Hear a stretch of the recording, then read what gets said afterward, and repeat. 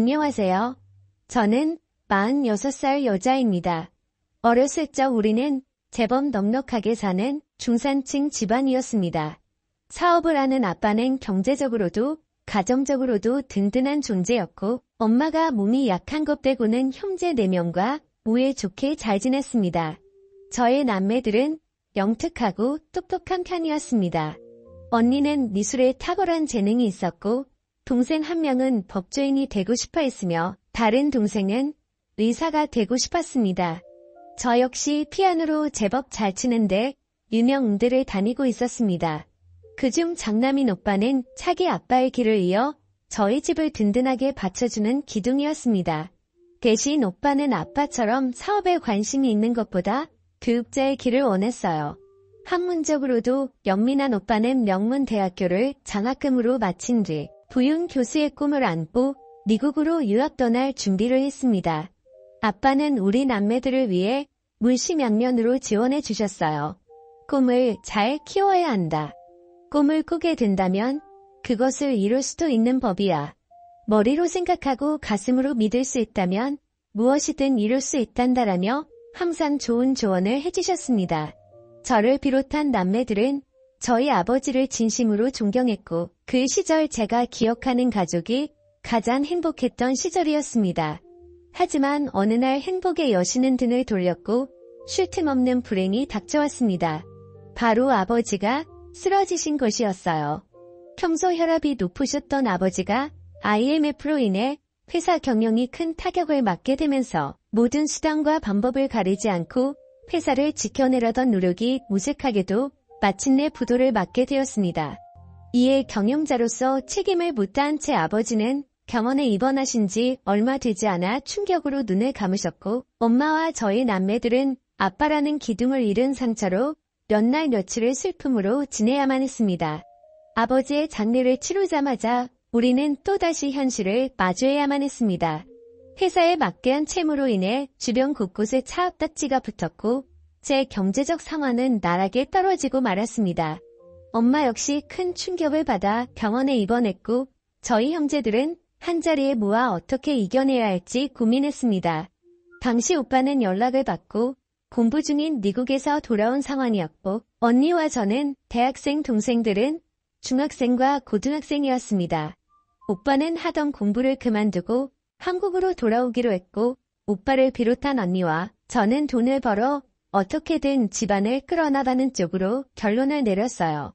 아빠가 남긴 빚과 엄마의 병원비 동생들의 교육비까지 생각하면 일단 닥치는 대로 돈을 벌어야 했습니다. 언니는 4학년 마지막 학기에 졸업 작품 전시만 남겨놓고 휴학을 했고 저는 2학년 재학 중 휴학했습니다.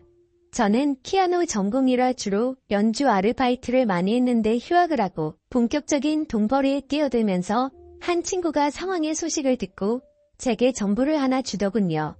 사실은 강남 쪽에 밤에 연주하면서 손님을 많이 모으는 바가 있는데 소문을 듣자니 그쪽에 돈을 그렇게 많이 주는데 하는 애들은 그것만 한다고 너도 한번 가보는 게 어때라고 했습니다.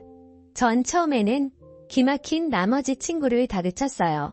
너 무슨 말을 그래? 우리 집 이렇게 되니까 내가 우스워 보여?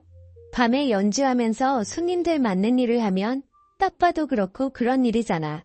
너 친구도 아니야 라고 불같이 화를 냈지만 사방에 돈 들어가래. 천지였던 저는 오랜 고민 끝에 결국은 눈 감고 발을 찾아가고야 말았습니다. 그때 그 발을 찾아갔던 게 제 인생을 숨두리째 바꿔버릴 줄은 생각도 못했네요. 나이든 사장과 화장을 짓게 한 실장이라는 여자가 저 보고 면접을 보더군요. 학교가 괜찮으니 연주 솜씨는 굳이 안 봐도 되겠고 얼굴이랑 몸매도 뭐 그 정도면 준수하고 우리 단골 손님들이 좋아하겠네요.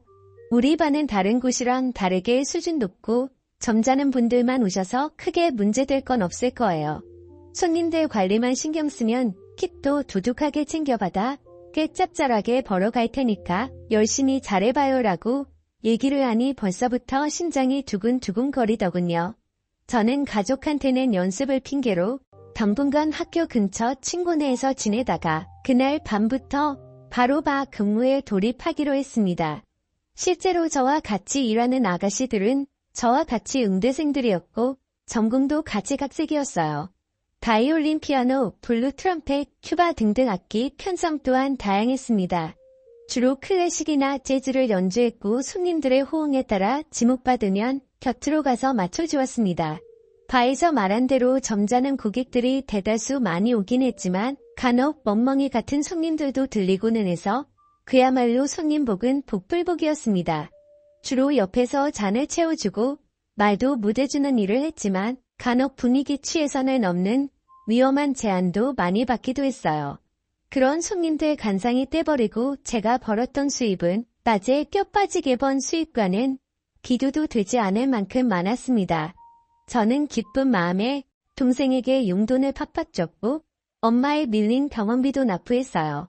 언니 오빠는 제게 어디서 돈이 나서 그렇게 많이 쓰냐고 하는데 사실대로 말할 수 없었던 저는 어영부영 넘어갔습니다. 그러던 어느 날 바에서 피아노 연주를 하고 있던 저는 누군가의 지목을 받게 되었습니다. 앞벌을 두고 익숙하게 손님의 옆으로 갔는데 근데요 아저씨가 여긴 어떻게 오셨어요? 저를 지목한 손님은 다름 아닌 제가 아는 아버지의 친구분이셨습니다.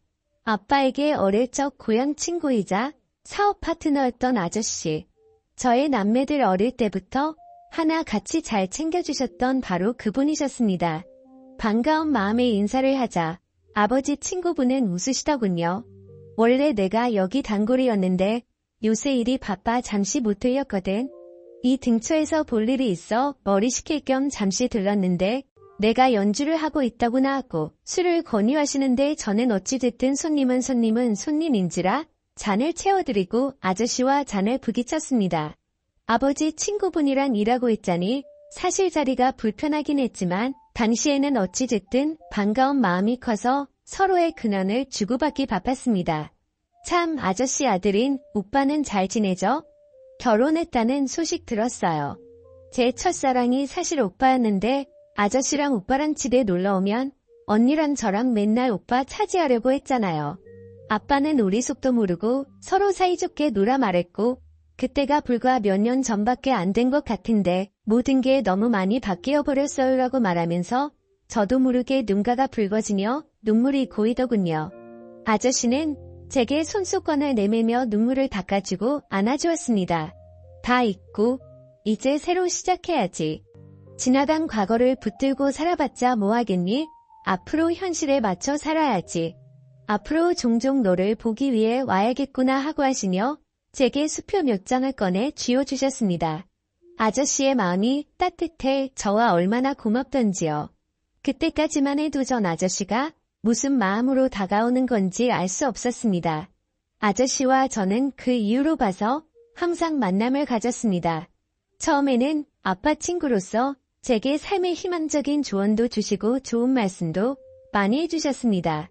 엄마 약값이나 하라고 따로 돈을 보태주기로 했어요. 그때마다 얼마나 감사하고 눈물 나던지요. 아빠가 좋은 친구를 두신 덕분에 우리가 힘이 되는구나 싶어 항상 고마움을 갖고 살았습니다. 그런데 점차 시간이 갈수록 집안일부터 개인적인 일까지 대화를 시작하다가 시간이 갈수록 점차 원치 않는 말들까지 듣게 되어 당황스러웠습니다. 술에 취한 것도 아닌데 갑자기 이런 말을 하더군요. 부인이랑 정내미가 떨어진 지 오래야. 몇 번이나 아들 생각해서 계속 붙잡아 사라졌는데 영 재미가 없어. 아들도 장가 보내겠다. 나도 이제 내 청춘 좀 찾고 싶은데 요새 내가 어느 여자와 사랑이 좀 빠졌거든요 라고 얘기하면서 절 보고 제 손을 잡는데 저는 순간 온몸에 소름이 돋아 어색하게 웃으며 손을 빼내었습니다. 그래서 제 손을 다시 잡는 아저씨가 말했습니다. 너 나랑 만나볼래? 너 돈 필요하다며 이런 데서 일하지 말고 차라리 나랑 연애하면 내가 여기서 일하는 월급보다 더 많이 줄게. 여기저기 남자들과 얽힌 것보다 차라리 나랑만 있는 게 깨끗하지. 네 아버지 우정 생각해서 좀 나이 먹으면 나중에 내가 너 시집도 보내줄게라고 하며 얘기했고 저는 도저히 못 참겠다 싶어 그 사람 얼굴에 잔을 부어버리고 자리를 박차고 나왔습니다. 울면서 집으로 막 달려갔는데 처음으로 제가 하고 있는 일이 부끄러웠다고 느껴지더군요. 돈을 벌기 위해서라면 무슨 짓이든 하려 했는데 저로 인해 결국 아버지의 명예까지 더럽히게 된 것 같아 죄스러웠습니다. 그 길로 바로 집에 돌아와서 얼마나 울었는지 모릅니다. 언니와 동생들이 간만에 만난 제 태도가 당황스러웠는지 방문을 두드리며 걱정했지만 어떠한 말도 할 수 없었던 저는 분에 사무쳐서 울기만 했네요. 저는 충격이 심해 발을 그만두었고 다시 평범한 일자리를 구했지만 쉽게 돈 버는 맛을 봐버린지라 성에 차질 않았습니다. 제 수입이 크게 줄어들자 집안은 다시 휘청거렸고 그 와중에 엄마의 심장병이 도저 쓰러져 급히 수술이 잡혔습니다. 생활비와 빚만으로 허덕이고 있는 신세에 엄마의 큰 금액의 수술비까지 감당할 수가 없겠더군요. 그렇다고 엄마 수술을 미룰 수도 없는 상황이었고요. 저는 결국 국리 끝에 아저씨한테 연락을 했고 아저씨는 우습게도 제 전화 한 통에 병원으로 달려와 엄마 수술비로 큰 돈을 서슴지 않고 내놓았습니다. 가족들은 그 시커먼 속내도 모른 채 얼마나 고마워했던지 특히나 엄마는 감사하다며 아저씨 앞에서 감동받아 우시기까지 했습니다. 아저씨는 저희 가족들에게 힘들어도 조금만 힘내십시오. 용기와 희망을 잃지 않고 살다 보면 언젠간 뱉을 날이 있을 거에 내 친구 녀석 가족이면 제 가족이나 마찬가지니까 제가 물심양면으로 돕겠습니다. 라고 든든하게 말하니 가족들 아저씨한테 다 넘어가 버렸습니다. 가족들의 환심을 산 뒤 저를 따로 불러 주소 하나를 주더군요. 이곳이 내 오피스텔 주소야. 앞으로 이곳에서 자주 보자라고 했습니다.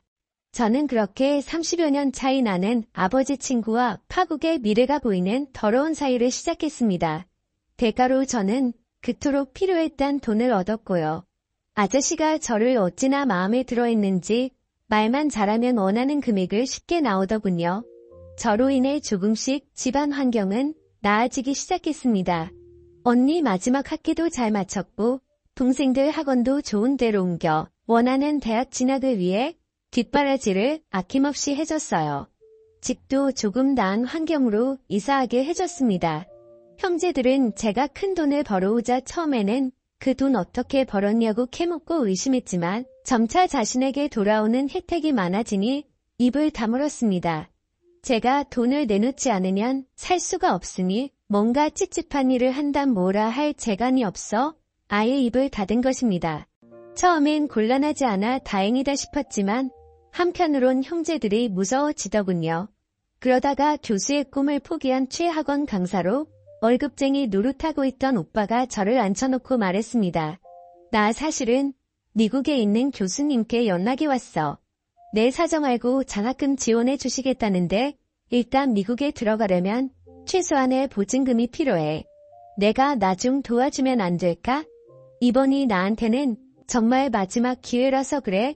평생 안 잊을게 라고 말하는데 저는 오빠의 절실함이 가슴 안쪽까지 전해져와 모른 척할 수가 없었습니다. 그날 밤 저는 저를 찾은 아저씨에게 오빠가 필요한 돈을 요구했네요. 처음에는 금액이 커서 안 되겠다던 아저씨도 제가 술수를 부리자 결국 오빠를 위한 돈을 마련해 주었고 오빠는 그 길로 제게 고맙다는 말도 없이 미국으로 떠나버렸습니다. 그리고 그 이후로 20여 년이 흘렀습니다. 20년 동안 수많은 일들이 있었지만 사연으로서는 말로 못다하는 점 양해 부탁드립니다.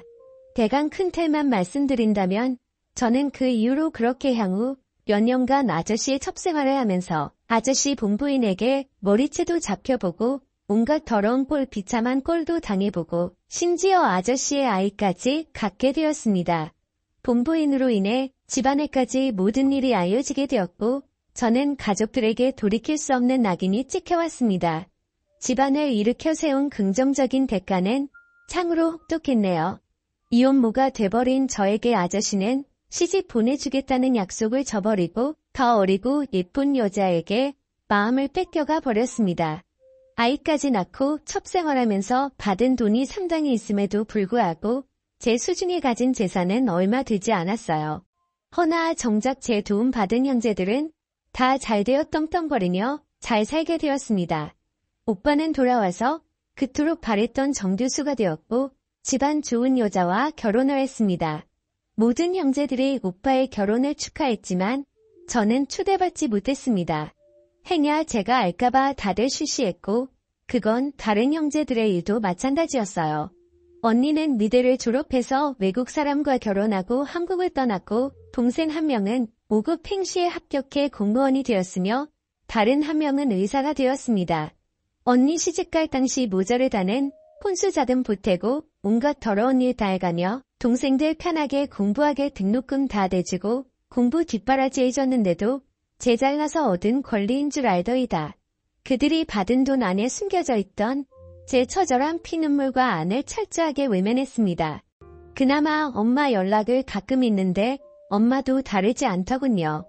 누구 덕분에 엄마가 건강하게 지금껏 자식들 덕보면서 사시는 걸 아시는지 모르시는지 그날은 오빠 결혼식을 뒤늦게 알고서 섭섭함을 내게 청첩장을 보내지 않았냐고 말한 때였어요. 엄마가 제 가슴에 대못을 박는 말을 쏟아내시더군요. 저도 한때 반짝반짝 빛났을 때가 있었습니다. 피아노 연주로 콩쿠르에서 상도 받고 목표했던 대학에 입학해 풍부한 재능으로 장래가 충만되는 피아니스트였습니다. 저도 여느 가족들처럼 평범하게 원하는 꿈찾아가 이뤄서 사랑하는 남자 만나 연애도 해보고 결혼도 해보고 그 사이에서 아이도 낳아 남들 못지않은 화목한 가정 꾸려가며 살고 싶었어요. 그렇지만 가족을 위해 모든 걸 다 희생했는데 그들은 단말 다 빼먹은 제 몸뚱아리가 쓸모없어졌다고 이제와 그림자로 살려만 하는지 모르겠습니다. 창피하고 부끄러워하고 수치스러워하는 존재 그게 제 이름이 되어버린 지금의 현실을 제가 어떻게 이겨나가야 할지 모르겠네요. 게다가 제일 마음 아픈 건 지금은 저와 같이 살고 있지 않는 내 아들 대가로 그 아이를 얻은 건 엄마로서 행복이자 존재로서 불행이었습니다. 만약 제게 젊은 시절이 다시 온다면 아름다운 신의 선물 같은 싱그러운 날이 온다면 전 절대 저를 위해서만 살아갈 것입니다. 가족들이 잘 살게 된 것은 매우 기쁘고 좋은 일이지만 만일 가족들을 위해 인생을 낭비하지 않았다면 아마 부모 형제하고 등지지 않고 지금처럼 씁쓸한 결과를 맞이하지 않았을 거라 생각이 듭니다.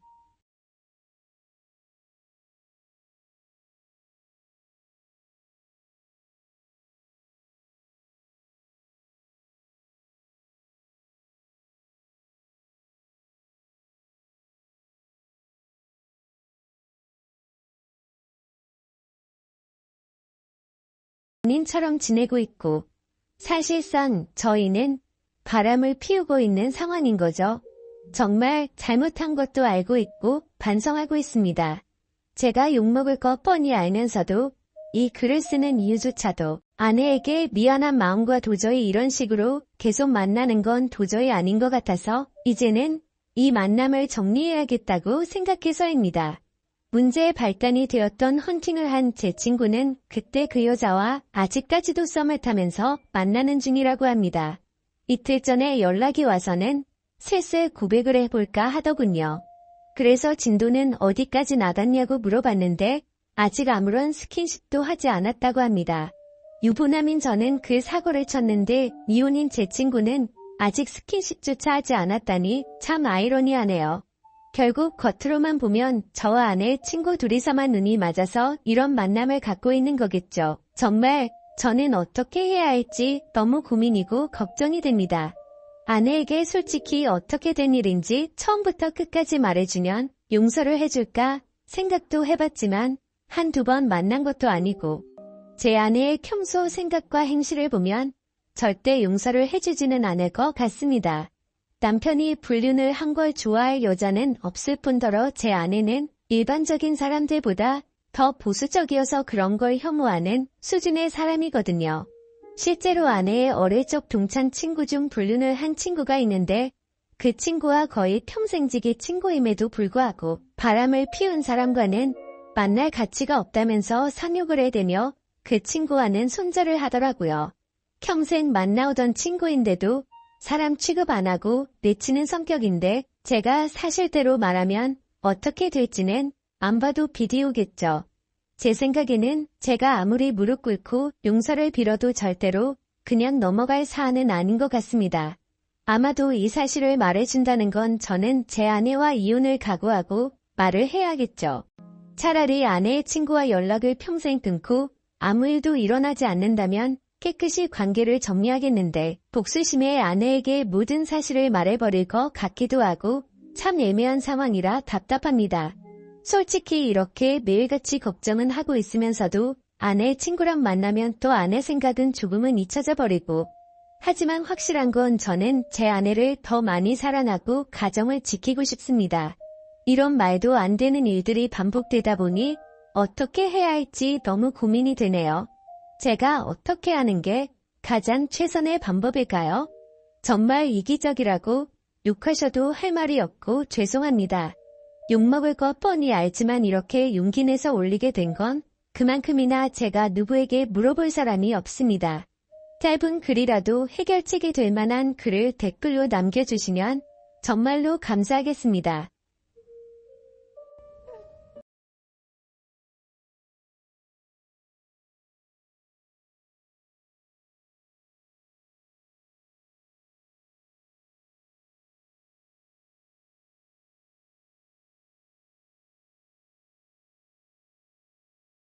안녕하세요.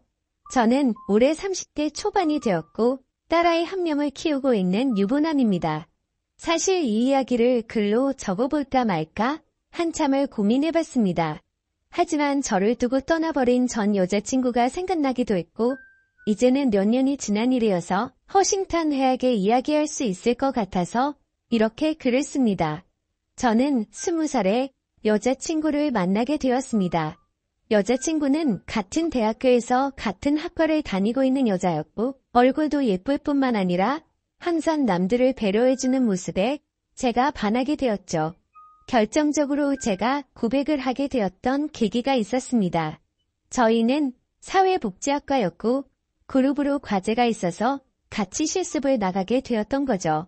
그런데 여자친구는 불우한 환경을 직접 겪어서 그런 건지 하루 종일 눈가에 눈물이 맺혀 있더니 결국에는 혼자서 울고 있는 모습을 보게 되었습니다. 그런 모습을 보면서 참으로 마음이 가엽고 남들을 생각하는 마음이 깊다라는 걸 깨닫게 되었던 거죠. 그날 이후로 한참을 고백을 할지 말지를 고민하고 또 고민했습니다. 왜냐하면 저는 군대를 빨리 가려는 계획이었고 심지어 이때 날짜도 정해져 있던 상황이었습니다. 만약 사귀게 된다 하더라도 3개월 정도밖에 자유롭게 만날 수밖에 없는 상황이었기에 당연히 고백을 한다는 자체만으로도 너무 이기적이고 나쁜 놈으로 밖에 볼 수가 없었던 거죠. 하지만 이기적인 걸 알면서도 여자친구가 다른 남자와 사귄 걸 상상만 해도 도저히 견딜 수가 없겠더라고요. 결국 수없이 고민하던 와중에 실수 아닌 실수를 통해서 고백을 하게 되었습니다. 다 같이 술자리를 하게 된 날 평소에 술이 약하던 저는 과하게 마시게 되었고 여자친구와 이런저런 이야기를 하다 보니까 저희 집과 여자친구의 집이 버스 2정거장 정도밖에 차이가 나지 않는 가까운 동네에 살고 있더라고요. 이미 술에 잔뜩 취해 있던 저는 그런 우연을 보고 이건 정말 신이 내린 인연이구나 자아도취에 빠지게 되었습니다. 그래서 평소에는 수줍음이 많던 저는 여자친구와 즐겁게 대화를 하였고 술자리가 끝나고 집에 갈 때가 되어서 제가 가는 길에 택시를 내려준다고 말하게 되었던 거죠. 거절하면 어쩌나 걱정하면서 말했지만 여자친구는 흔쾌히 고맙다면서 같이 택시를 타고 가게 되었습니다. 집으로 한참 가던 중 여자친구는 술 기운 때문인지 잠깐 사이에 금방 눈을 감고 잠을 자고 있더군요. 저는 그런 여자친구를 보면서 심장이 폭발하듯이 두근거렸고 멍하니 바라만 보면서 살짝 손끝만 닿아도 너무 좋더라고요. 그렇게 시간은 순식간에 지나가더니 여자친구의 집에 도착을 하였고 저에게 조심히 들어가라며 손을 흔들어 주더군요. 그때 무슨 용기가 났던 건지 저는 돌아서는 택시를 멈춰 세우고 계산을 하고 택시에서 내렸습니다. 갑자기 왜 내리지? 라는 표정으로 저를 쳐다보는데 너무 민망하더라고요. 뭔가 이상한 사람으로 오해할까 봐서 저는 얼른 대답을 했습니다. 집이 근처니까 운동 삼아서 조금 걸어서 가려고 한다고 했죠. 그러자 여자친구는 싱긋 웃으면서 나도 속이 더부룩한데 같이 산책이나 할까? 라며 먼저 물어봐 주더군요. 그렇게 30분가량을 함께 산책을 하게 되었고 저는 용기를 내서 여자친구의 손을 잡게 되었습니다. 여자친구는 멈칫 놀라더니 싫은 기색 없이 제 손을 가만히 잡아주었죠. 한참 두 손을 잡고 걸어가다가 저는 여자친구에게 말했습니다. 사실은 내가 너를 많이 좋아하는데 내가 3개월 뒤에는 군대를 가야 해서 망설였다고 했죠. 너무 이기적인 것 같아서 이런 말 하는 것도 못된 짓인 거 안다. 하지만 더 이상 이 마음을 숨기기 힘들다고 했습니다. 그러자 여자친구는 그게 무슨 문제가 되지? 라는 표정으로 제게 말하더라고요. 군대야 나라에서 의무적으로 당연히 가야 하는 거고 오랫동안 만나면 그런 건 전혀 문제가 될 게 없지 않냐고 하더군요. 그럼 내 마음을 받아줄 수 있겠냐고 하니까 알겠다고 수줍게 대답을 해주더라고요. 그렇게 여자친구와 저는 캠퍼스 커플로 공개적으로 만나게 되었고 학교 내에서는 공식적인 1호 커플이 되었었죠. 그날부터는 여자친구와 거의 하루 종일 항상 붙어 있었던 것 같습니다. 학교에서도 수업이 다른 시간만 제외하고는 항상 만났고 집도 근처라서 같이 몇 시간씩 수다를 떨면서 집에 데려다 주고는 했죠. 그리고 동네에서 산책을 하다가 우연히 여자친구의 어머님도 만나 뵙게 되어서 인사도 드렸고 점심으로 같이 식사도 몇 번 하게 되었습니다. 행복하고 좋은 시간은 왜 이리 순식간인지 3달이라는 짧은 시간은 순식간에 흘러가게 되었네요. 여자친구는 저를 위해 강원도 춘천까지 함께 가주었고 저희 부모님과도 처음으로 인사를 주고 받게 되었습니다. 그런데 생각보다 여자친구의 반응이 별로 아무렇지 않다는 듯해서 내심 서운할 뻔했습니다. 하지만 아니나 다를까 마지막으로 입구에서 들어서기 전에 여자친구는 펑펑 울었습니다. 저희 부모님도 계시고 제가 마음에 걸려 할까 봐서 아무렇지 않은 척 애를 써준 거였죠. 그런 모습을 보고 있으니 저도 덩달아 눈물이 터질 것만 같았습니다. 그래서 얼른 부모님과 여자친구에게 마지막 인사를 건네고 재빨리 안으로 들어가 버렸네요. 정말 한동안은 환장하겠다 싶을 만큼 시간이 더디게 흘러가더군요. 지금도 잊지 못할 첫 휴가 때의 시간도 생생하고 매번 휴가를 나올 때마다 저를 위해 모든 시간을 제게 쏟아준 여자친구였습니다. 학생이라 돈도 없을 텐데 알바를 했다면서 제가 돈을 내는 걸 긋고 말리고 항상 선물을 한가득 손에 쥐어주었죠. 그런 여자친구를 보면서 저는 얼른 사회생활을 해서 내 여자친구에게 모든 걸 다 해주고 행복하게 해주겠다고 다짐 또 다짐했었죠. 그렇게 국방부 시기는 꾸역꾸역 흘러가게 되었고 제가 병장이 되었던 때입니다. 말년 휴가를 2달 남짓 남겨두고서 여자친구와 통화가 되지를 않더라고요. 무슨 일이지 싶어서 밤새도록 잠도 제대로 한숨도 못 잤죠. 다음날 아침 점호가 끝나자마자 곧장 여자친구에게 전화를 걸었습니다. 그때서야 여자친구가 전화를 받더라고요. 뭔가 모르게 목소리가 살짝 달라서 이상했지만 무슨 일인데 전화가 안 된 거냐고 짜증내듯이 물어보았습니다. 여자친구는 어제 감기 몸살이 너무 심해서 약 먹고 잠들었다며 미안하다고 하더라고요. 그래서 목소리가 이상했구나 싶어서 갑자기 챙겨주지 못하고 짜증만 내서 미안한 마음이 들었습니다. 저는 걱정되고 깜짝 놀래서 짜증난 것 같다며 미안하다고 말했고 아플 텐데 약 먹고 쉬라고 하고는 통화를 끊었습니다. 그렇게 일과 시간이 끝나고도 한참 뒤에 저녁이 다 되어서 다시 전화를 걸었습니다. 여자친구는 지금은 몸이 좀 괜찮다고 대답을 해주었고 저는 안심을 하게 됐죠. 그런데 여자친구가 사실 할 말이 있다고 하더군요. 저는 진지한 여자친구의 말에 무슨 일이지 싶어서 가슴이 내려앉는 기분이었습니다. 무슨 일인지 물어보니 여자친구가 할머니가 미국에 계시는데 지금 안 좋은 일이 있는데 돌봐줄 사람이 없어서 자신이 몇 달간 갔다 와야 할 것 같다더군요. 그러면서 아마 미국에 있어서 통화가 어려울 것 같은데 저녁 조심히 하고 금방 돌아오겠다 하더라고요.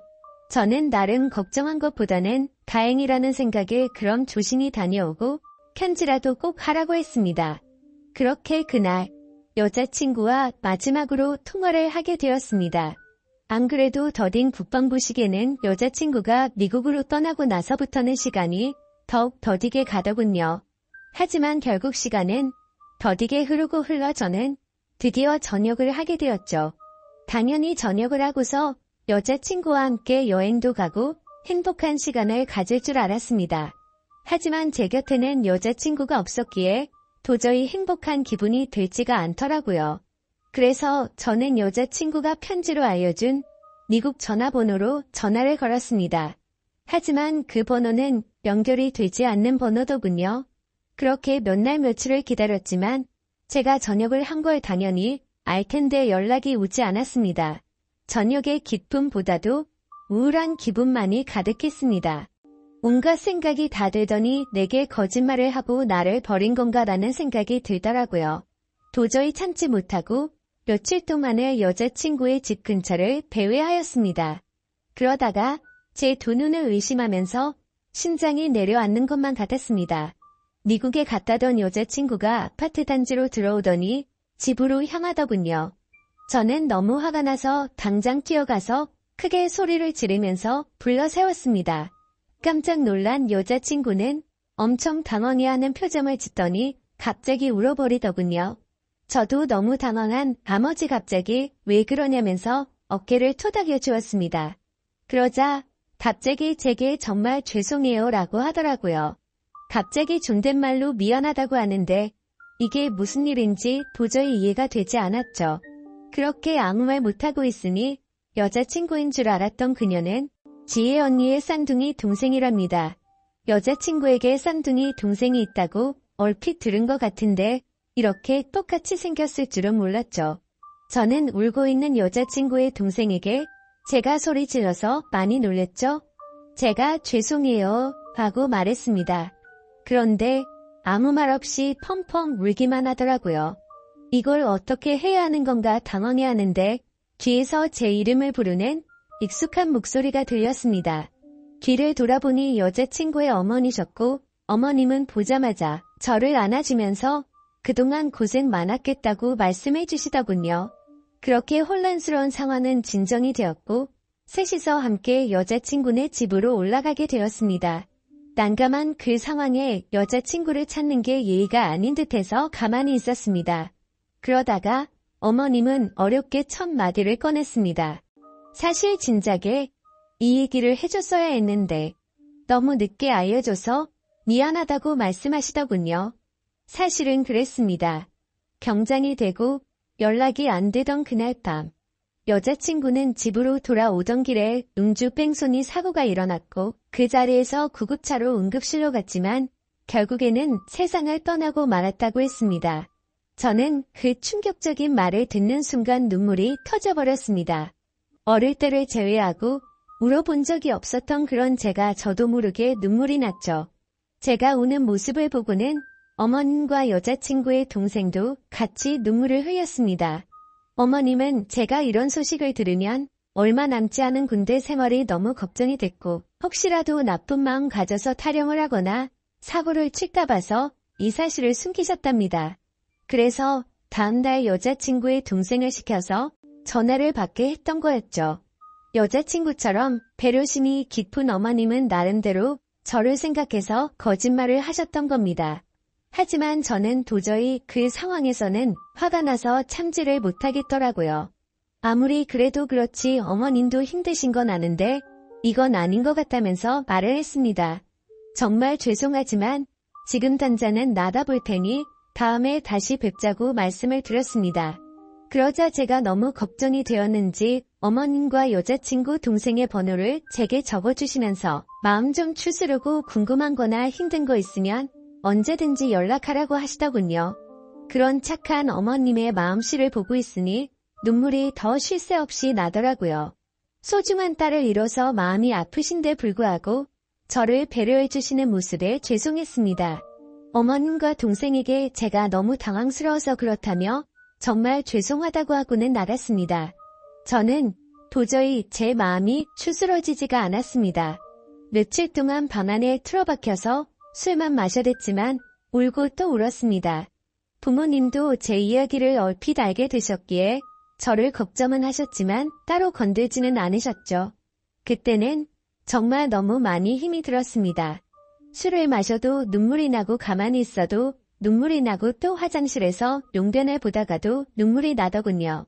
순간순간 울컥해버려서 너무 마음이 아팠습니다. 그렇게 착한 여자친구를 이렇게 데려간 하늘이 원망스러웠고 음주운전으로 뺑소니를 쳤다는 그 인간 같지 않은 인간도 원망스러웠습니다. 그 사람을 찾아갔다가는 돌이킬 수 없는 사고를 칠 것만 같아서 겨우 참아냈었죠. 지금 와서 어떻게 한다고 하더라도 돌이킬 수가 없는 일이었습니다. 짧지만 20살에 3개월을 내내 붙어 다녔고 항상 함께하지 못했지만 2년 가까이 매일 같이 통화를 하고 휴가 때 함께 행복한 시간을 보냈던 해맑고 예쁜 여자친구가 너무 보고 싶었습니다. 그러다가 결국 술에 너무 취한 나머지 여자친구와 너무나도 닮은 여자친구의 동생에게 전화를 걸었습니다. 궁금한 게 있어서 그런데 잠시 시간을 내줄 수 있냐고 물었고 그녀는 알겠다고 대답을 하더라고요. 그렇게 무작정 찾아갔더니 여자친구와 똑같이 생긴 그녀는 미리 나와 있었습니다. 마땅히 갈 곳이 없었고 그녀와 함께 술집으로 향했죠. 술을 얼마나 마셔댔던 건지 여자친구가 앞에 있는 것만 같았습니다. 너무나도 여자친구와 닮은 동생을 보고 착각을 해버린 거였죠. 그래서 손을 잡으면서 지혜야 진짜 무서운 꿈 꿨다며 펑펑 울다가 잠이 들었습니다. 잠깐 졸다가 깨어보니 그녀는 가만히 제 손을 잡아주고 있었고 이게 꿈이었다면 하는 마음과 달리 현실을 깨닫고는 허망함에 또다시 울었습니다. 그날 이후로도 여자친구의 동생과는 가끔씩 연락을 했고 한 번씩 만나게 되었었죠. 처음에는 여자친구를 너무 그리워해서 여자친구와 닮은 그녀라도 보고 싶다는 생각에 만났습니다. 하지만 시간이 지나면 지날수록 그녀에게서 또 다른 마음이 생기기 시작했습니다. 그 힘든 와중에도 아무 말 없이 제 푸념을 받아주고 손을 잡아주던 모습 때문인가 싶었죠. 하지만 그것 때문만은 아니었습니다. 외모적으로는 여자친구와 너무 닮았지만 조금씩은 다른 부분도 많다는 걸 알게 됐고 행동들 하나하나가 여자친구와는 많이 다르다는 걸 느꼈었습니다. 정말 제 자신이 너무나도 미웠습니다. 그런 제 마음을 스스로 인정하기가 버거웠고 여자친구가 떠난 지도 2년이 다 되어가던 때였습니다. 그날도 오랜만에 그녀를 만나게 되었고 한결같이 제 이야기를 들어주더군요. 그래서 저는 단도직입적으로 물었습니다. 괜히 나를 만나서 언니에 대한 마음 정리가 안 되고 더 힘들어지지 않냐고 물어봤죠. 그러자 오히려 그 반대라고 말하더군요. 자신도 쌍둥이여서 더욱 애정이 갔던 친언니가 세상을 떠나고 너무 힘들었답니다. 그날을 잊고부터 몇 달이 지나도 저와 똑같이 매일같이 울면서 지냈었던 거죠. 하지만 오히려 저를 처음 본 그날은 평소보다는 마음이 한결 가벼워졌다네요. 그리고 나서도 저와 보면 볼수록 마음이 조금씩은 나아졌던 것 같답니다. 제 생각과는 달리 의외의 대답에 그나마 다행이구나 싶더라고요. 그렇게 해가 거듭될수록 제 아픔도 조금씩은 치유가 되어갔던 것 같습니다. 하지만 제 마음속에는 그녀가 조금씩 더 자리를 잡아갔었죠. 그래서 일부러 그 마음을 억제하려고 연락도 더 뜸하게 하려고 노력했었습니다. 그렇게 그날 이후로는 그녀의 연락도 일부러라도 더 피하게 되었고 세 번째 기일을 함께 보내려고 어쩔 수 없이 다 같이 만난 날이었습니다. 저녁 이후로 연애를 전혀 하지 않는 걸 아셨는지 여자친구 어머님이 말씀하셨습니다. 너처럼 착한 남자애가 또 있겠냐고 하시면서 더 이상은 기일에 그만 와도 된다고 말씀하시더군요. 제가 이 정도까지 했으면 지혜도 충분히 하늘에서 고마웠을 거랍니다. 하늘이 정해준 운명이 이렇게까지밖에 안 됐던 건 아시지만 산 사람은 살아야 하지 않겠냐고 말씀하셨죠. 그리고 아직 젊은 청춘인데 도대체 왜 연애를 하지 않냐며 저를 꼬지지시더군요. 그때 괜찮다고 몇 번을 거듭 말씀드렸지만 어머님은 완고하셨습니다. 다음부터는 지혜 기일에는 참석하지 말라고 못 박으셨죠. 아무튼 그렇게 다 같이 시간을 보내고 있는데 어머님께서는 다 큰 남녀들이 집에서만 궁상 떨고 있지 말라면서 둘이 오랜만에 봤을 텐데 나가서 술이나 한잔하라면서 내보내시더군요. 그렇게 그녀와 저는 둘이서 술집에서 술을 한 잔씩 기울였습니다. 마지막으로 본 지도 거의 1년 만에 함께하는 자리라서 서로가 어색했었죠. 서로의 안부를 물어보면서 이야기를 이어가다가 점점 술에 취하더니 서로의 속내를 내비치게 되었던 것 같습니다. 그녀는 제게 왜 그동안 연락도 피하는 것 같이 그러냐며 이제는 자신을 보지 않아도 힘든 게 줄어들어서 필요 없어졌냐고 묻더군요. 솔직히 그렇게 생각할 줄은 상상도 못했었기에 저는 깜짝 놀라서 대답했습니다. 사람을 어떻게 보고 그러냐면서 절대 그런 거 아니라고 대답했죠.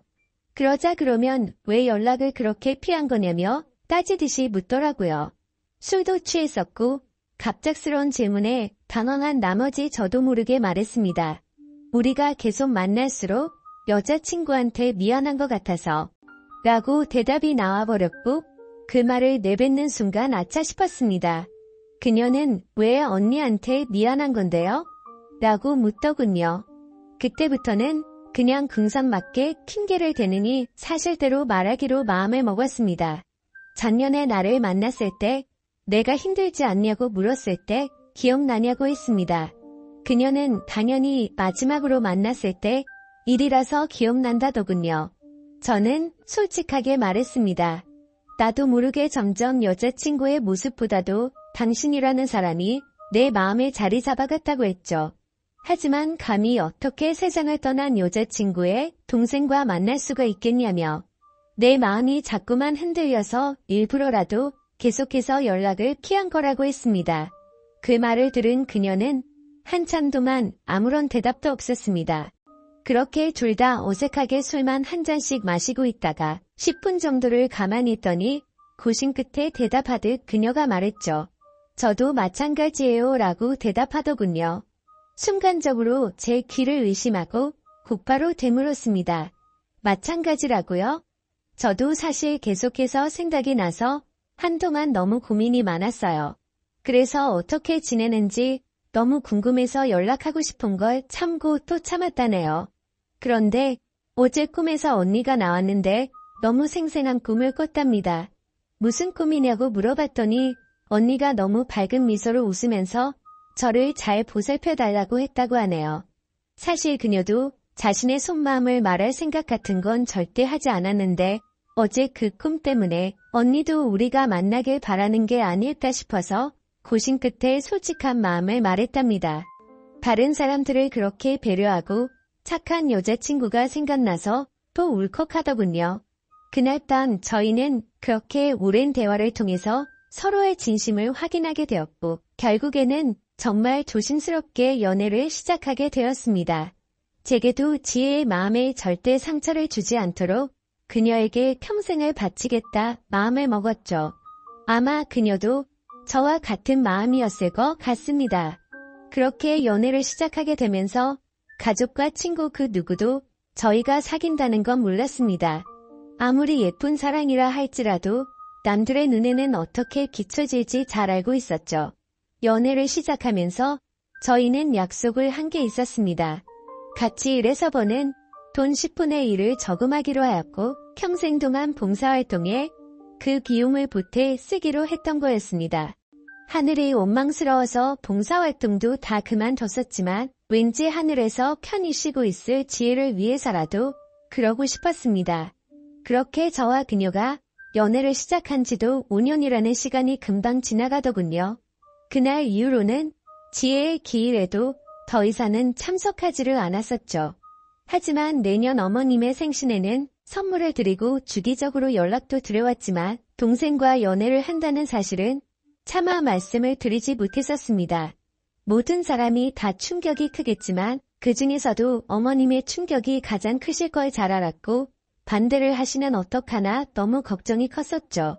5년이란 시간 동안 남들처럼 사소한 다툼이 있었지만 평생을 함께하기에는 제게 너무 완벽한 여자였습니다. 그래서 저는 더 이상은 이렇게 만나지 말고 모두에게 축복받으면서 행복하게 만나고 싶다고 했습니다. 그러자 알겠다고 대답을 얻게 되었고 저희는 어머님과 식사 자리를 마련했습니다. 어머님과 오랜만에 만나 뵙는 날, 큰 충격을 드리는 것 같아서 죄송했지만 의외의 상황이 벌어졌습니다. 셋이서 같이 식당으로 들어서자마자 어머님은 둘이 이제 결혼하기로 한 거냐고 물어보시더라고요. 너무 당황한 나머지 아무 말도 못하고 눈만 굴리고 있으니 앉으라고 하시더군요. 사실 어머님은 이미 오래전부터 저희가 만나오는 걸 알고 계셨답니다. 아무리 그래도 엄마가 되어서 딸 행동도 다른 걸 보면 뭔가 있다라는 걸 모르겠냐고요. 그러다가 몇 년 전에 우연히 저와 딸이 손을 잡고 있는 걸 봤는데 아무 말씀도 안 하셨답니다. 그때는 당연히 너무 충격적이어서 어머님도 당황했지만 만나다가 헤어질 수도 있는 거고 운명이 이런 거라면 받아들여야겠다 생각하셨다네요. 그리고 소름 끼치게 신기한 건 어머님의 꿈에서도 지혜가 나왔답니다. 그러더니 저와 그녀의 손을 마주 잡게 해주고는 웃으면서 떠났다고 하시더라고요. 소설이나 드라마에서나 나오는 이야기인 줄 알았는데 너무 신기해서 닭살이 다 돋았죠. 아무튼 너무 걱정을 많이 했었던 어머님의 반대는 없었고 저와 그녀는 결국 결혼을 하게 되었고 지금 제 아내가 되었습니다. 솔직히 지금도 지혜를 생각하면 너무 가슴이 저려오고 눈물도 날 때가 많습니다. 아내와 함께 술을 마시거나 여행을 가서도 함께 많이 울었고 제 인생에서 가장 소중한 딸아이가 태어날 때도 너무 많이 울었습니다. 그만큼 오랜 시간 동안 마음고생도 많았었고 혹시라도 지혜가 우리의 딸로 돌아와 준 게 아닐까란 생각도 하면서 아내와 저는 같은 생각과 마음으로 딸아이에게 더 많은 사랑과 애정이 가더라고요. 앞으로도 제가 이 세상을 떠날 때까지 저에게는 영원히 평생 가슴속에 남을 사람은 단 2명일 겁니다. 너무 밝고 착한 마음으로 아름답게 세상을 바라보게 해줬던 지혜와 하루하루가 지옥 같고 절망적이었던 저를 숨을 쉴 수 있게 해주고 그 어느 누구보다도 가장 큰 행복을 주고 있는 지금의 제 아내 말이죠. 앞으로도 평생을 주변 사람들에게 봉사하면서 살아갈 테니 행복할 수 있도록 좋은 마음으로 응원해주세요. 감사합니다.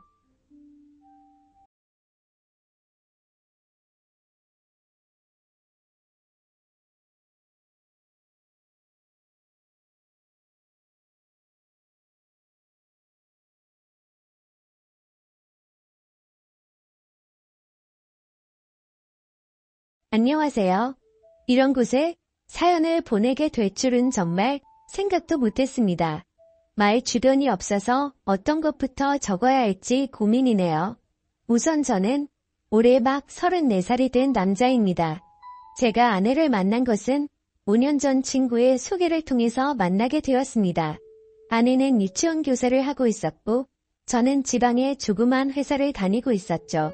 아내와 저의 나이 차이는 2살입니다. 아내가 27살 때 저를 만나 1년 연애를 하고 결혼을 했습니다. 아내의 집에서 제 아내는 장녀이고 밑으로 처제 한 명이 있고요. 아버님께서는 교사직을 하고 계셨습니다. 어릴 때부터 엄한 아버지 밑에서 교육을 받았지만 공부를 썩 잘하지 못했다는 아내는 특히 처제에게 열등감이 많았습니다. 처제는 공부를 잘해서 명문대를 갔거든요. 지방 전문대를 나와 유치원 교사를 하는 아내는 그런 것이 한이 맺힌 건지 항상 동생을 싫어했었죠. 그에 비해 사실 저희 집안은 아내 집에 비해서 더 평범합니다. 부모님은 평범하게 소기업 회사원 생활을 하시다가 은퇴하시고 귀농을 하셨습니다. 그런 저희 집이 못마땅한 건 장모님도 장인어른도 처제도 아니라 저희 아내였습니다. 말끝마다 저희 집안 이야기를 꺼내기가 쪽팔린다며 처제의 코를 어떻게든 납작하게 만들어야 된다고 말하더니 저랑 사귀면서도 동료 보육교사가 클럽에서 의사를 만나서 이번에 결혼한다는 둥 허황된 이야기를 하고 있더군요. 그런 문제로 교제 당시에는 몇 번은 헤어지기도 했습니다. 돈 많은 남자 찾아가라고. 나는 내 생활에도 만족 중이고 네가 원하는 만큼 우리 집이 갑자기 부자가 되거나 할 수가 없다고요. 그때마다 일주일도 안 돼서 저를 찾아와 무릎을 꿇고 빌면서 다시 사귀자던 그녀였죠. 저도 그땐 그런 게 사랑인 줄 알았습니다. 헤어지고 나면 허무한 감정을 이기지 못해 이젠 싸우고 헤어지면 다시 일주일 만에 만나는 게 정상인 것처럼 헤어진 것을 헤어진 거라 받아들이지 않게 되었던 거죠. 아내의 그런 성향을 이해했던지라 저는 더욱 열심히 일을 하였고 그렇게 모은 돈을 기반으로 아내와 결혼을 하게 되었습니다. 장인어른, 장모님 두 분 다 성격도 좋으신 분들이셨고 저희 부모님은 저만 좋으면 다 된 거다라고 말씀을 해주셨죠. 처제는 아내의 말만 들으면 지독한 여자 이미지였지만 결혼할 때가 되어서 만나게 된 처제는 생각과 다르게 천사표 여자였습니다. 어디서든 당당한 여자였기에 아내가 스스로 자격지심이 많구나 싶었습니다. 그렇게 결혼을 하고 얼마 지나지 않아 처제도 결혼을 했습니다. 저희 아내 결혼할 때 처가댁에서 7천만 원을 주셨습니다. 혼수는 따로 안 하고요. 그 돈이란 제가 모은 돈 그리고 저희 집에서 준 돈 이렇게 모아서 3억짜리 아파트 전세 구했었고요.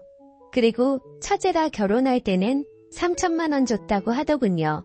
근데 처제 남편 직업은 행정고시 출신의 고위공무원이었습니다. 아내는 그게 연신 마음에 걸리고 신경 쓰였는지 갑자기 또 저를 원망하는 투로 말을 하며 칭얼거리더군요. 그 때문에 또 많이 싸웠습니다. 이처럼 장인어른과 장모님도 더 잘난 처제보다 모자란 아내에게 더 많은 관심을 가지고 차별 대우도 하시고 했는데 아내는 항상 처제에 대한 미움과 부모님이 조금이라도 자기에게 소홀하다 싶으면 그걸로 아주 난리를 치더군요. 그러다 어느 날 아내가 임신을 했습니다. 임신하면 민감해지긴 하지만 아내는 임신하고 나서 초조함과 짜증이 날을 갈수록 점점 늘더군요. 나중에서야 왜 그랬는지 알게 되었지만 그때는 그저 내 아이를 임신한 아내를 보며 책임감을 느끼면서 어떻게든 아내의 기분을 맞춰주려고 했고 아내가 원하는 음식이나 모든 걸 다 해주기 위해서 최선을 다했습니다. 저희 집에서도 아내의 임신 소식에 기뻐하시며 반찬들이나 며느리가 좋아하는 음식 해먹으라고 용돈도 많이 주시고 했어요. 그렇게 저는 노예같이 아내를 모시면서 아내의 임신 기간을 함께 했고 기다린 끝에 저희는 소중한 아들을 얻게 되었습니다. 그렇게 출산하고 4달이 지나고 나서 아내는 심심하면 친정집에 내려가더군요. 갓난 아이를 보기가 힘이 든다면서요. 이제는 돈벌이도 제가 외벌이로 바뀌었던지라 경제적 부담도 많이 느꼈지만 저도 최대한 일을 마치면 일찍 집에 들어가 아내를 위해서 아기도 돌봐주고 했거든요. 그래도 아내는 몸이 힘들다며 한 번씩 내려가던 게 이젠 거의 매 주말마다 내려갔습니다. 한 번, 두 번이야 저도 따라가고 했지만 어느새부터인가 아내가 내려가서 자신은 고향 친구들도 보고 싶고 해서 제가 따라오면 부담이 된다고 말하면서 혼자서 다녀온다고 말을 하더라고요. 그때부터 전 아내의 태도에서 뭔가 이상함을 느꼈습니다.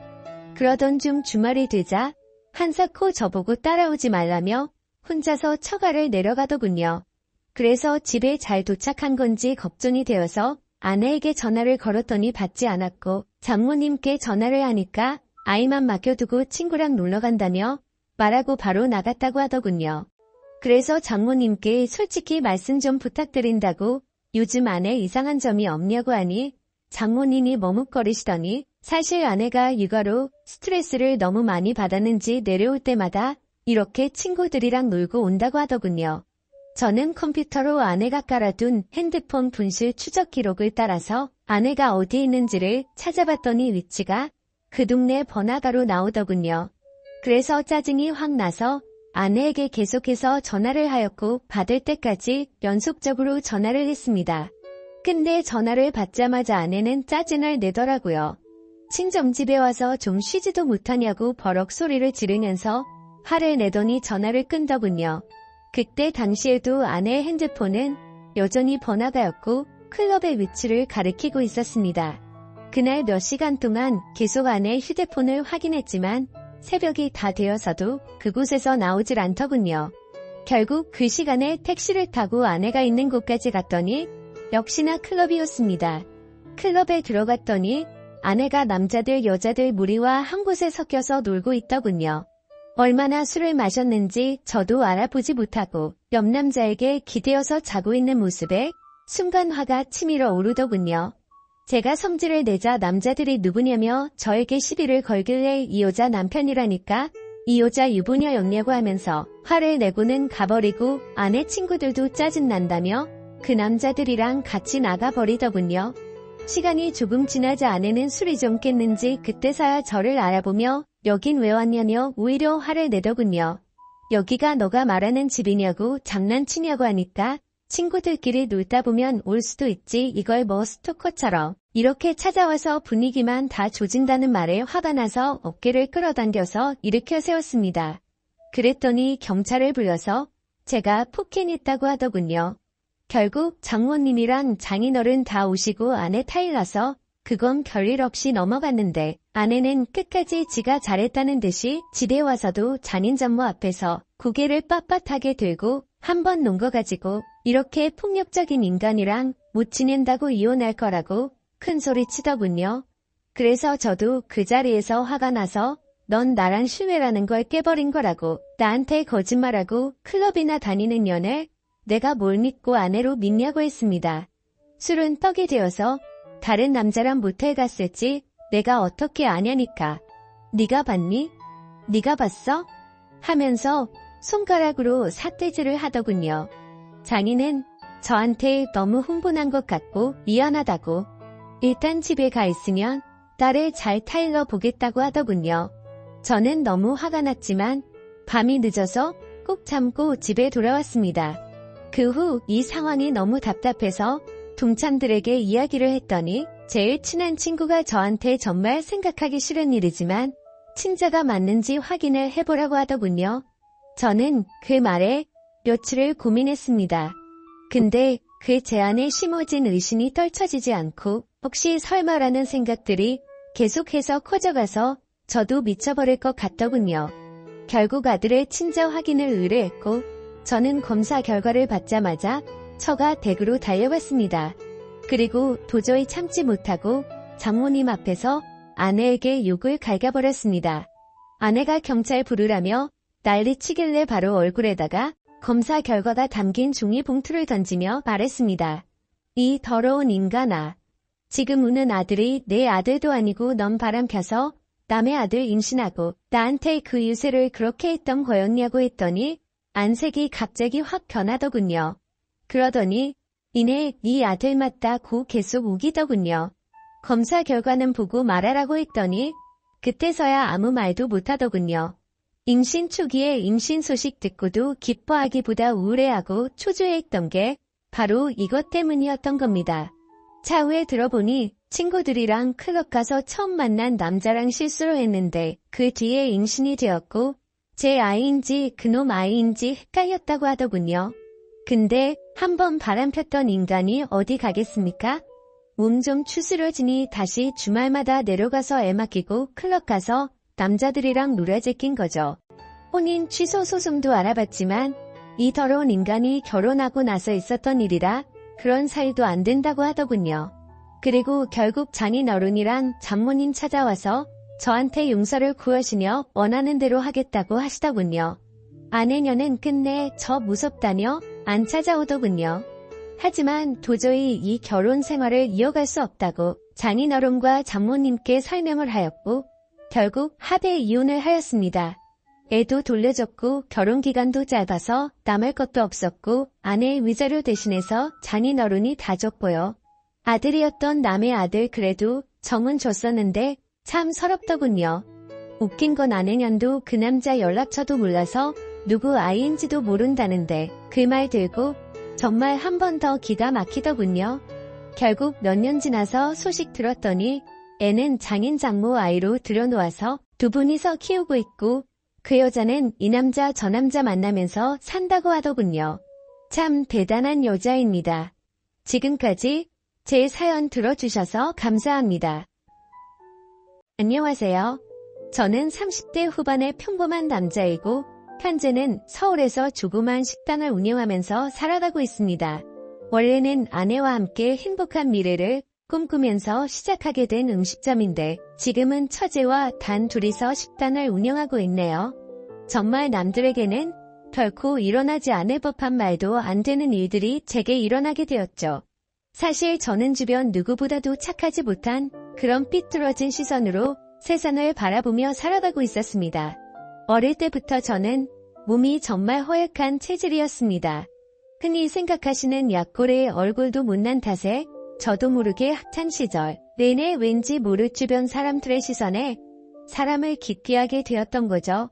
그리고 더 사람을 기피하게 된 것도 처음 짝사랑하게 된 여자에게서 너무 아픈 상처를 받게 되었습니다. 그때가 중학교 때였는데 그 당시 담임 선생님의 지시로 분기별로 3개월에 한 번씩 짝을 바꿔서 앉았었습니다. 저는 당연히 짝사랑하는 그녀와의 짝이 되기만을 항상 바래왔었고 결국에는 제 바램대로 제게 설렘을 주던 그녀와 짝이 되었습니다. 속으로 만세를 부를 정도로 너무 기쁘고 행복했었습니다. 하지만 그건 이기적인 저 혼자만의 행복이고 생각이었더라고요. 저도 그때 당시에는 제 주제를 파악 못했었나 봅니다. 대놓고 노골적으로 저를 비난하고 무시하지는 않았지만 학교가 마칠 시간에 견출지를 건네어 주다가 실수로 손이 닿고 말았습니다. 근데 얼른 피하듯이 하더니 더럽고 짜증난다는 듯이 행동을 하더라고요. 정말 그 사건으로 인해서 저는 너무 큰 상처를 받게 되었습니다. 그날 이후로 성인이 되어서까지 트라우마로 인해서 30 초반이 될 때까지 여자에 대한 거부감으로 단 한 번의 연애도 하지를 않고 살았죠. 물론 여자를 만날 수 있는 기회가 없지는 않았습니다. 다행히도 나이가 들면서 점점 외모적으로도 자신감이 생겨갔고 나름대로 저와 사귀고 싶다는 표현을 했던 여자들도 있었으니까요. 하지만 기억 속에 그 이후로부터 제 마음은 너무 굳게 닫혀서 열릴 생각을 하지 못했던 거죠. 아무튼 저는 몇 년 전까지만 해도 그냥 이렇게 편하게 혼자 살아가려고 했었습니다. 직업에 대한 자부심도 있었고 굳이 결혼에 대한 필요성도 느끼지를 못했었거든요. 남들처럼 집안이 화목하거나 그렇지도 못해서 가족에 대한 중요성도 와닿지 못했었고 요즘에는 일부러 결혼을 하지 않고 살아가려는 사람들도 많은 시대라고 생각했습니다. 아무튼 미래에 대한 생각도 별로 없었고 그냥 그저 그런 하루하루를 지내고 있던 어느 날이었습니다. 월요일 무거운 몸을 이끌고 회사로 출근을 했습니다. 그런데 사무실에 집기 하나도 빠짐없이 텅텅 비어 있더라고요. 5년 동안 다니던 회사였기에 이게 무슨 일인가 싶어서 진심으로 꿈을 꾸는 건가라는 생각으로 머리가 멍했고 망치로 얻어맞은 기분이었습니다. 황당해서 뭐지 싶은 마음에 전화기를 꺼내는데 뒤이어 직원들이 하나 둘씩 출근을 하더라고요. 사태 파악을 하고 봤더니 사장이 기어코 직원들의 임금도 다 떼먹고는 야반도주를 했던 거였습니다. 그 당시에 저희 회사는 인테리어를 하는 회사였는데 솔직히 이 업계가 많이 불안한 건 맞았죠. 하지만 5년이란 시간 동안 동거동락했던 제게 말 한마디 없이 이렇게 도망가 버리다니 너무 충격적이었고 세상이 무너지는 기분이었습니다. 왜냐하면 월급이 조금 떼인 거라면 크게 상관없었겠죠. 하지만 사장과는 형 동생 하면서 제가 부사장 직함을 달고 있었고 공사했던 곳에서 대금 지급이 갑자기 미뤄졌다면서 급하게 융통한다며 제게 3천만 원을 꺼갔던 상황이었습니다.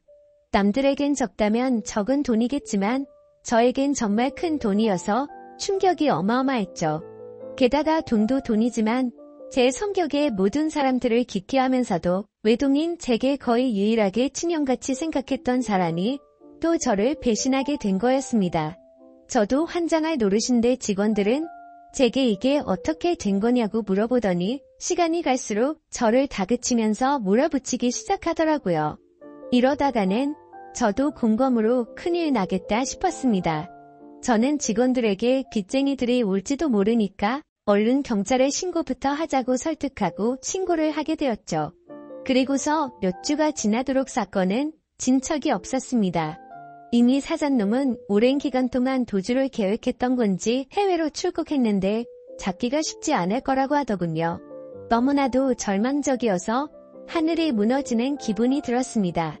그래서 이렇게 있다가는 큰 사고라도 치겠다 싶어서 저는 무작정 지갑만 챙겨서 제주도로 향했습니다. 그냥 모든 걸 다 잊고 싶었고 전 재산을 날린 것도 아니니까 차근차근 다시 시작하면 되겠지라는 마음을 가지려고 애를 썼습니다. 아무튼 그렇게 저는 제주도에서 가장 외진 곳에 위치한 펜션에서 숙박을 하게 되었죠. 사실 그때는 아무리 마음을 차분하게 먹으려고 애써봤지만 도저히 정신이 온전할 수가 없더라고요. 결국 기분이 너무 신나해서 생애 처음으로 펜션에서 숯불 바비큐를 준비하고는 소주만 연신 들이부으면서 청승 맞게 혼자서 술을 마시고 있었습니다. 그런데 갑자기 옆에서 조용히 저기요라며 저를 부르더군요.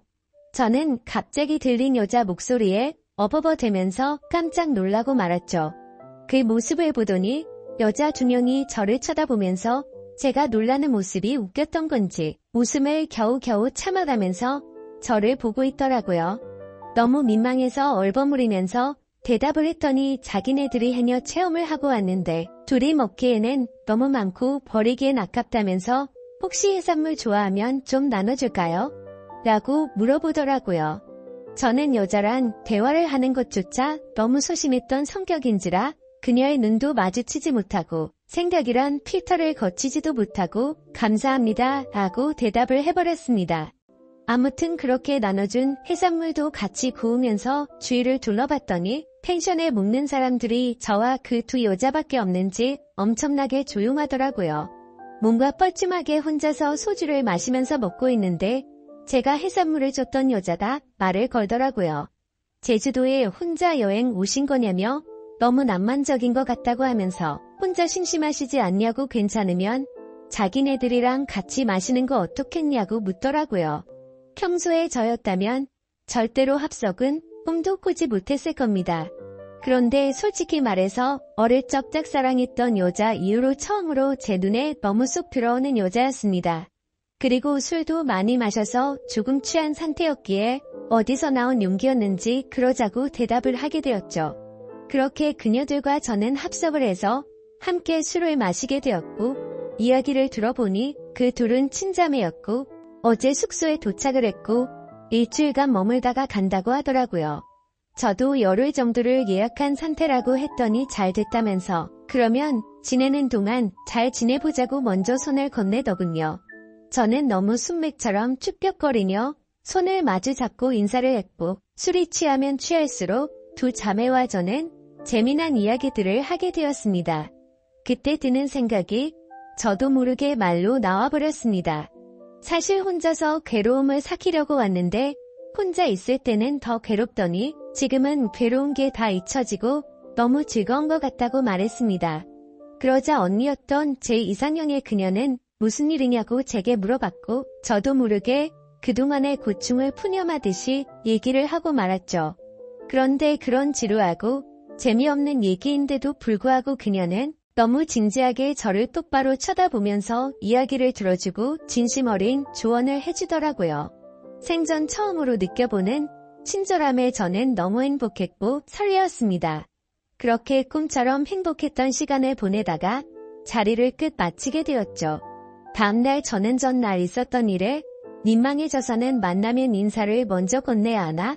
아니면 아는 척을 하지 말아야 하는 건가? 온갖 생각과 고민을 했었습니다.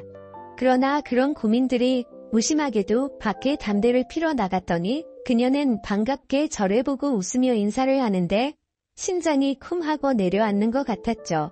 여행하러 와서는 하루 종일 주무시냐며 인사를 건네는데 저도 어색한 인사로 답을 했습니다. 그러더니 오늘 우리 같이 밥 먹으러 가기로 한 거 잊었냐면서 묻더라고요. 저는 취한 나머지 해선 안 될 짓을 했구나 싶었고 괜히 여행 방해되고 싶지 않다며 어제 했던 말은 잊으라고 말하며 재밌게 여행을 즐기라고 했죠. 하지만 그녀는 끝내 고집을 키우더니 결국 그날 하루 종일 2 자매와 저는 여행을 함께 보내게 되었습니다.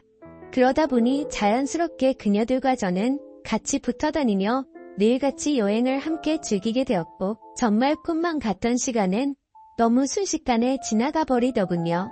그렇게 2 자매의 마지막 날이 되었습니다. 솔직히 좀 많이 서운하더라고요.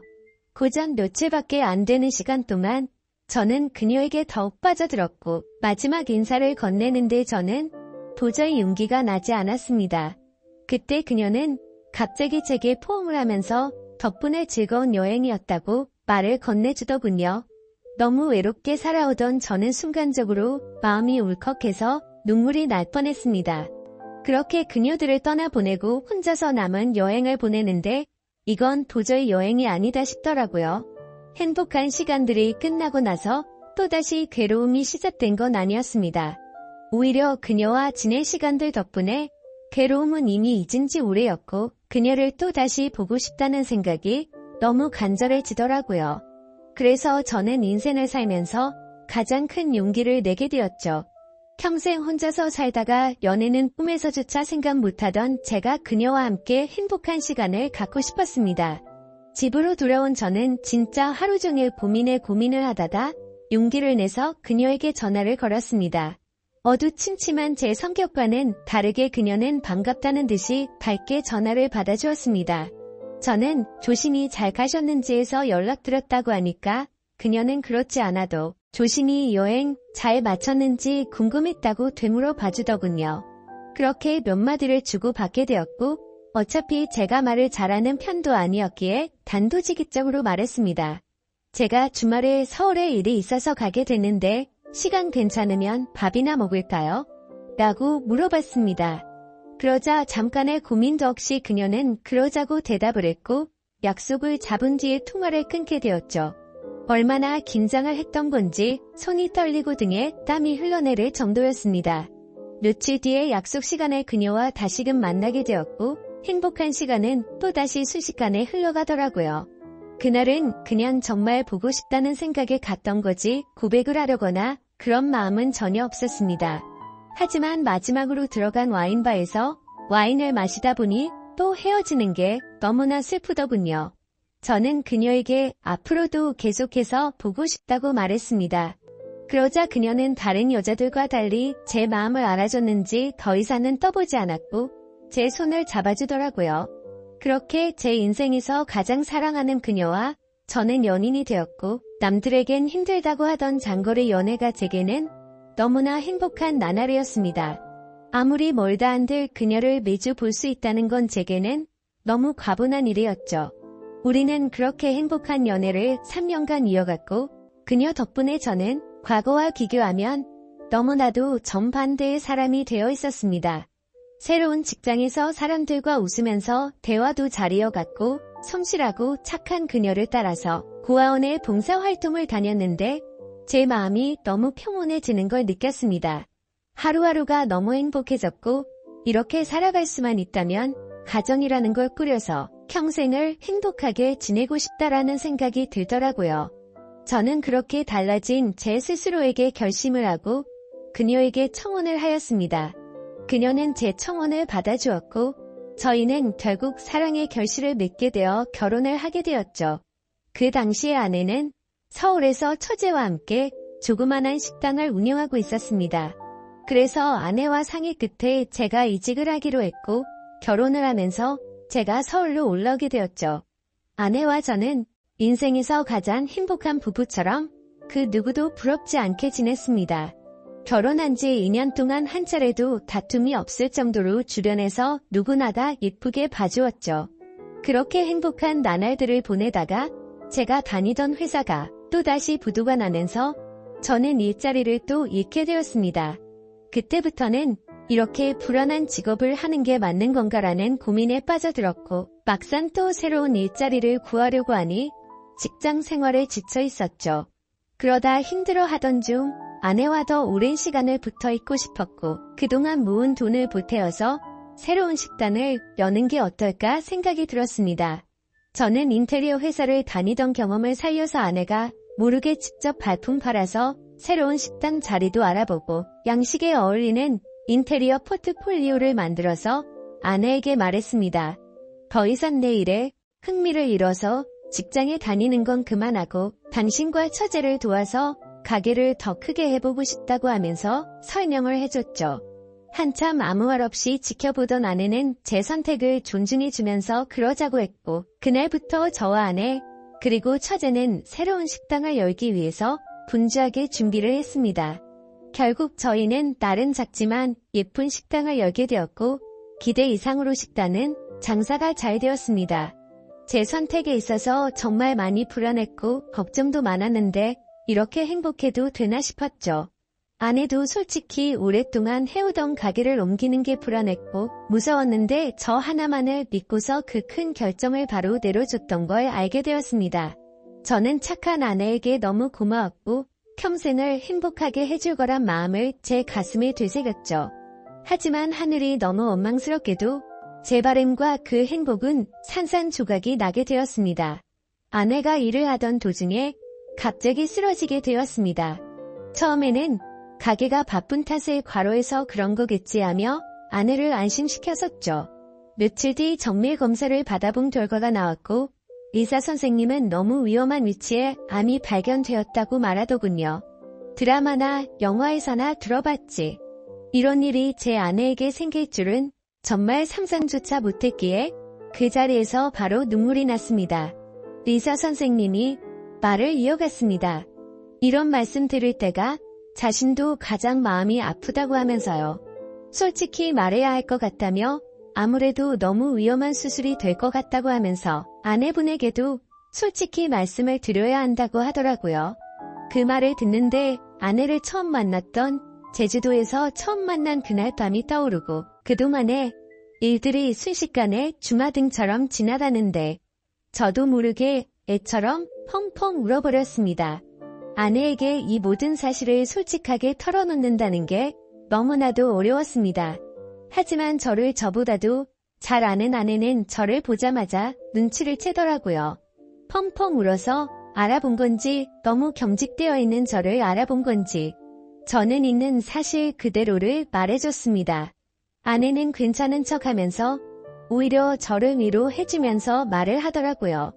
솔직히 너무 무섭고 화도 나고 슬프지만 저를 만나서 그동안 너무 행복했다며 그래도 위험하긴 하지만 끝까지 포기는 하지 않을 테니까 좌절하지 말자고 하더군요. 그 말을 듣는 순간 제가 너무 부끄러웠습니다. 정작 아픈 아내는 저렇게 용기를 내서 힘을 내려고 하는데 도저히 저부터 무너질 수가 없었습니다. 처가댁에 연락을 해서 이 사실을 말씀드렸고 장인어른과 장모님 그리고 처제는 아내에게 찾아와서 미친 듯이 펑펑 울었습니다. 그러자 아내도 그동안 참았던 눈물이 터진 건지 애처럼 펑펑 우는데 정말 가슴이 찢어졌습니다.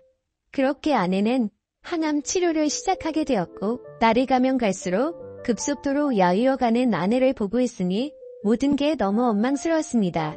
괜히 나를 만나서 아내가 이렇게 아프게 된 것만 같고 죽을 만큼 너무나도 힘이 들었습니다. 그렇게 힘든 시간을 지나서 아내의 수술이 있기 전날 밤 아내와 저는 한참 동안 이야기를 나누었습니다. 그때 처음으로 알게 되었던 건 아내도 제주도에서 처음 본 그날 저에게 호기심이 생겼고 관심이 갔었다고 하더군요. 그래서 다음날 같이 밥 먹자는 약속을 한 적이 없었지만 일부러 거짓말을 해서 같이 합리해서 여행을 한 거였다고 하더라고요. 물론 제 여행을 방해하고 싶었던 건 아니었고 제가 그날 밤 혼자 있을 때 더 괴롭다고 했던 말이 밤새도록 신경이 쓰였답니다. 제 아내의 성심이 깊은 건 알았지만 그 말을 듣는 순간 눈물이 멈추지가 않더군요. 그러면서 수술이 어려운 건 우리 모두가 다 잘 알고 있는 사실이니까 지금 말을 해야겠다고 하더라고요. 혹시라도 자신이 잘못되더라도 제발 당신 탓이라고 생각하지 말고 행복했으면 좋겠다고 말했습니다. 그리고 우리가 함께 시작했던 가게도 자신에겐 너무 행복한 추억이 가득한 곳이니 슬픈 감정보다도 행복한 추억을 떠올리면서 계속 지켜달라고 했죠. 그렇게 밤새도록 저희는 끊임없이 많은 대화들을 나누었고 결국에 제가 인생에서 가장 사랑하던 제 아내는 이 세상을 떠나고 말았습니다. 아내를 떠나보내고 하루하루가 너무 괴롭고 인생이 무너진 듯 슬펐습니다. 솔직히 돈 몇천만 원 사기 당했던 건 정말 세발의 피조차도 안 될 정도의 괴로움이었습니다. 정신나간 사람처럼 죽을 만큼 술을 마셔대기도 해봤지만 다 소용없었습니다. 시간이 지나면 이 아픔이 줄어들 수 있을까 싶은 생각만 가득했습니다. 그렇게 집에서 틀어박혀서 지낸 지 몇 주가 지났을 무렵이었습니다. 항상 조용하고 내성적이던 처제가 집에 들어와서는 마치 다른 사람처럼 온갖 잔소리를 늘어놓기 시작하더라고요. 언니가 지금 이 꼴을 보려고 그렇게 떠나간 줄 아냐면서 화를 내더군요. 형부 혼자서만 힘든 줄 착각하지 말라며 주변 사람들 생각해서 제발 그만하라면서 화를 내다가 울더라고요. 정말 예전이나 지금이나 너무 이기적인 나쁜 놈이었습니다. 저뿐만 아니라 모두가 다 힘들어도 꿋꿋이 버텨내고 있다라는 생각이 들더군요. 울고 있는 처제에게 다가가서 저도 같이 울면서 미안하다고만 되뇌었죠. 그러다 처제와 함께 밖으로 나가서 같이 술을 한잔하면서 이야기를 나누었습니다. 가게는 이렇게 계속 문을 닫아둘 거냐고 물어보더라고요. 솔직히 아내 생각에 미쳐버릴 것 같아서 가게 근처도 갈 수가 없었습니다. 하지만 그건 너무 비겁한 짓이란 것 정도는 알았죠. 그런 생각을 하던 찰나의 처제도 저와 같은 생각을 말하더군요. 언니 생각에 자신도 가게 근처도 못 가겠다며. 근데 언니가 제게 했던 말을 처제에게도 똑같이 했더라고요. 마지막으로 부탁한다면서 좋았던 추억 가득한 가게를 계속했으면 좋겠다고 했답니다. 사실 아내가 왜 그렇게 가게에 집착하는지는 저도 잘 알고 있었습니다. 아내는 저와 제 처제를 생각해서인 마음도 당연히 있었지만 너무 착한 심성에 그동안 어려운 아이들에게 무료 급식을 주던 걸 멈추지 않기를 바랬던 거였죠. 세상에 어떻게 이런 착한 여자가 또 있을까요? 사실 이런 마음을 갖고 있는 것도 가게를 가게 된 날 알게 되었습니다. 처제와 저는 아내의 부탁을 이어나가기 위해서 결심을 했고 다음날 가게로 나갔습니다. 몇 주간 비워져 있던 가게임에도 불구하고 구석구석 너무 깔끔하게 청소가 다 되어 있었습니다. 그리고 그곳에 놓여져 있던 편지가 있었죠. 아내는 가족들과 저에게 너무 많이 미안하답니다. 제게는 평생 행복하게 함께 지내면서 흰머리 나는 것도 보고 싶었고 우리에게 아이도 낳아서 행복한 미래를 꿈꿨는데 너무 마음이 아프다네요. 그러면서 자신을 대신해서 아이들에게 도움을 주면서 평온함을 느껴줬으면 좋겠답니다. 스스로 자책하지 말고 세상에 주어진 걸 감사하게 느끼면서 주변 사람들에게 사랑을 베풀다 보면 우리는 또다시 금방 만나서 행복하게 지낼 거라고 하네요. 처제와 저는 그 편지를 읽고 또 한바탕 울어버리고 말았습니다. 그날 저와 처제는 그동안 상한 음식들을 모두 정리하고 밤새도록 정리를 했습니다. 아내의 바램대로 다시 장사를 하기 위해서 준비들도 하였고 장사를 시작하고서 정신없는 나날들을 보냈던 것 같네요. 처제는 언니 대신해서 잔소리할 거라며 전처럼 느긋하게 할 생각 말고 제대로 도와달라며 선전포고까지 하더군요. 그러면서 꼴 단지가 뻑뻑해서 모려는 저를 핀잔 주더니 숟가락으로 치더니 순식간에 열더라고요. 이제는 예전보다 조금은 더 편해진 처제와 열심히 하루하루를 보내고 있네요. 이 글을 쓰면서도 제 인생에서 제일 행복함을 느끼게 해준 제 아내가 너무 그립고 보고 싶습니다. 아마도 이 마음은 제가 아내를 찾아 갈 때까지 영원하겠죠. 긴 사연 읽어주셔서 감사드립니다.